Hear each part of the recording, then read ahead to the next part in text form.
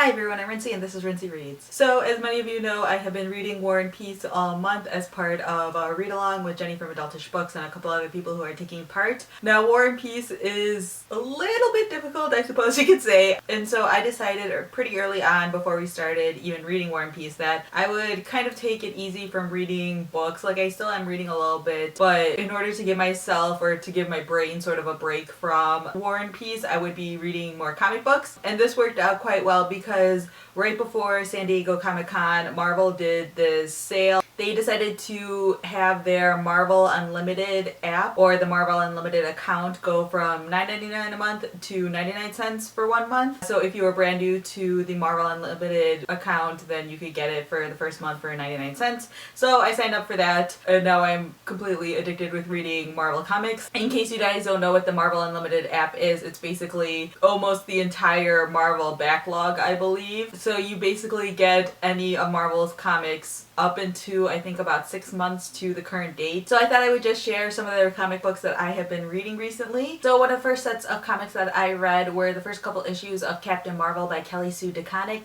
I believe this originally ran from like 2012 to 2013. I believe I only read about 3 issues of this one. It came pretty highly recommended and I was all for finding comic books that featured either women or people of color or both, preferably if possible. While I liked it, I wasn't super crazy about it. It follows Carol Danvers as Captain Marvel and there's like a little bit of a time travel element to it, which I'm never crazy about time travel. So it just really wasn't working for me that well. I don't know if I just needed to give it a couple more issues to really get into the story, but I was pretty meh about how I was feeling about that one, so I put it aside. And then I decided to pick up Runaways by Brian K. Vaughan, who many of you guys may know as currently working on the Saga series, and I am completely in love with the series. I am about 10 issues and I'm taking my time with them on purpose because I know there's only a limited amount of them, but I'm completely in love. Runaways follows a set of teenagers who find out that their parents are part of this evil organization called the Pride. So basically instead of being the children of superheroes, they are the children of villains. I'm still pretty early on in this story. Like I said, I'm only about 10 issues in, but basically the kids have figured out what's going on and now they're just trying to deal with that situation. Some of them have superpowers, some of them, like their parents have given them things that they realize are now could be used for their superpowers, things like that. So they're basically just trying to figure out what the heck they're going to do, and of course they're only teenagers, so there are high emotions and they don't exactly know how to take care of themselves or how to handle the situations. It's not like they're adults and can take care of themselves and go into hiding. So I'm pretty early on, but I'm completely in love with it so far and I highly recommend it if you haven't read it already.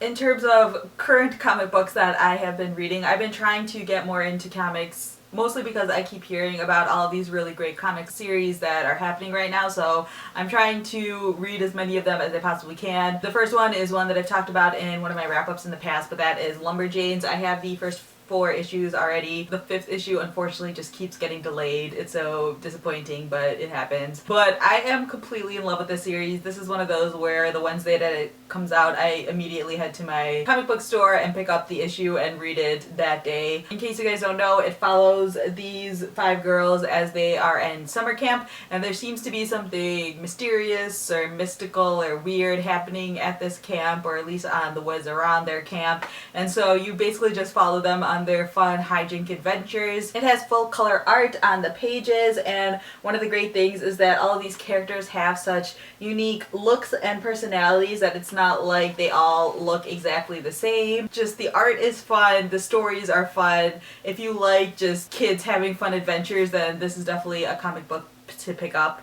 The next series that I have been following pretty closely is The Wicked and the Divine. This is from Image Comics, and this is actually one that I didn't know anything about before picking it up. I was at the comic book store picking up a copy of Lumberjanes, and I saw this, which is the first issue, and this cover just completely pulled me in. I was like, I don't know what the heck this is about, but I'm picking it up. And then I ended up completely falling in love with it. I believe I talked about this series in another wrap-up when I talked about Lumberjanes, but these are the first 3 issues, and each cover is just completely captivating. I think this one is my favorite. And the reason why is because when you open it, there is a similar face that is very different but similar. I'm not going to say more than that because I feel like it's a fun reveal. But these are just completely gorgeous, gorgeous, gorgeous comic books. I will say that these are rated M for mature because there is sex and violence and things like that in these stories, so they aren't good for all ages. Lumberjanes is very much good for all ages, but this is not. The art is your pretty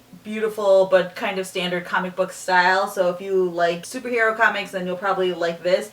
But there are some pages in the most recent issue that I thought were just so captivating. I was like, holy cow, like this is just insane. Like there are a lot of these full spread pages that are just so beautiful. Like I was staring at this for a really long time, and there's a lot happening on this page, and I'm not going to show much more than this because I don't want to potentially spoil some of the storyline for people if you're interested in picking it up. So in The Wicked and the Divine, the story follows a set of gods, and every 90 years the gods are reincarnated into humans for about 2 years. And so in the period that we are currently in, the gods are reincarnated into rock stars and superstars. And what has happened in the first issue is a judge is basically murdered in a way that only like a god or someone who is superhuman could have killed him. And Lucifer is being held for being the one who killed the judge, and there is this one girl who is like a complete fangirl over these gods, and she is trying to figure out who actually did it. We're only, again, 3 issues and the 3rd issue just came out in August,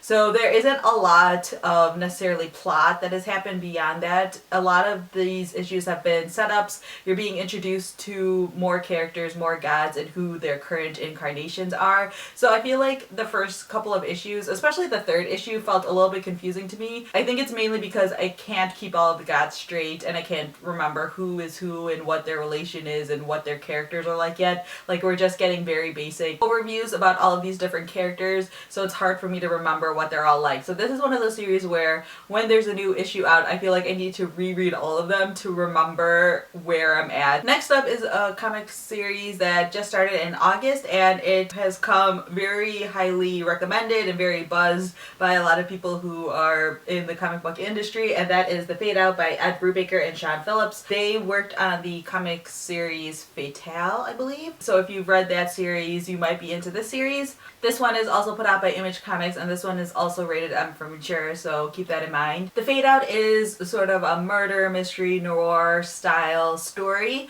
It takes place in 1948 in Hollywood, and the story begins with a writer who wakes up not completely sure what happened the night before. He had been out at a party and drinking, and then he realizes that he is at the home of the star of the film that they are currently shooting, and he walks out and sees the star of the film dead lying on the floor. And I don't want to tell you any more than that because I don't want to ruin what happens towards the end of the story, but basically it looks like this is going to be a mystery trying to figure out who killed this actress. The style in this book is very interesting. In the first page you get like the cast of characters here with all of their names and what their job titles are, and the style of art reminds me a lot of sort of like vintage comics and stories. So I feel like if you were into things like Mad Men or The Hour, which was a British show, I believe, then you'll probably be into this. If you like mysteries and noirs and you are over the age of like 16, because again there is mature content in here, then this is definitely a comic series to pick up. I'm very intrigued by this.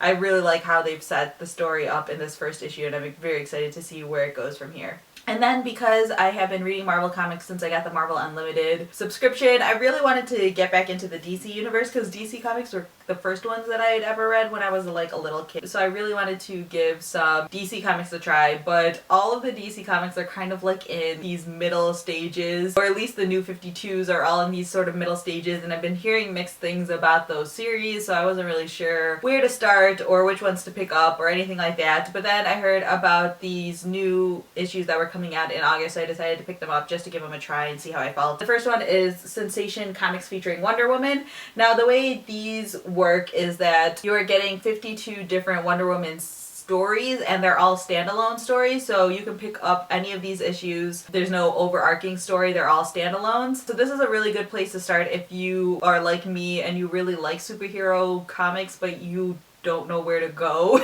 And also if you like Wonder Woman, then this is obviously a good place to go for that. I read this already and I have, I don't know, I guess quibbles with it. I thought it was just okay. It's really funny because the problem with it being a single story comic is the fact that the story isn't very well developed the way comic book stories normally are, which is such a ridiculous critique to make because obviously they can't do very much with the amount of pages that they provide, but at the same time this is a really good sort of like entry point, I suppose, if you don't want the big long 300 issue storylines. So in this there are technically two different stories that happen and there's two different artists. I forgot to mention that there are different artists for every issue, so the art is always going to be completely different depending. So for the first one, the art is really quite beautiful and I like it a lot. I was reading some comments online when I was looking up this series to figure out what it was about. A lot of people are like, well, anatomically speaking, it's not really that great, but otherwise it's alright for comic books, I suppose. That seems to be everyone's general consensus,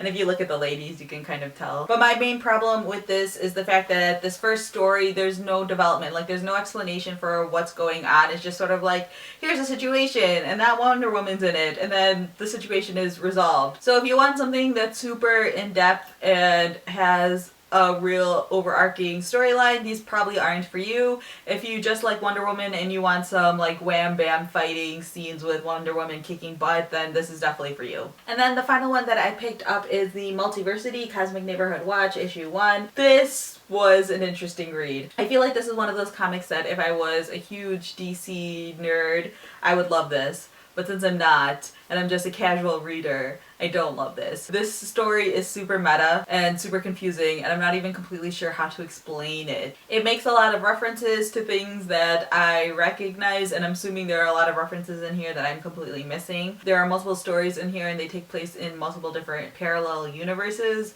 which, it was a lot. This was a lot for me personally. If you're not a huge comic book nerd, I can't imagine that this would be a great comic book to read. But if you are a big comic book person and you know a lot about the DC universe and you are looking for something that is different and interesting and unique, this is probably right up your alley. And then the final thing I'm going to talk about is just a really brief mention, but I picked up Seconds by Brian Lee O'Malley. This is a graphic novel by the same person who made the Scott Pilgrim series. I'm literally not going to talk about this right now because this video is already super long, but I just wanted to say that I picked this up and I will be doing a review of this in the very near future, so you guys can look forward to that. So yeah, those are all of the comic-y things that I have been reading and enjoying lately. If you read comics or graphic novels or anything like that, feel free to leave a comment down below letting me know what you've been reading, what you think I might like, what I should be picking up, things like that. I have like a long queue of things that I want to read in the Marvel Unlimited app, but if you have any suggestions or recommendations or anything like that, feel free to leave those down in the comments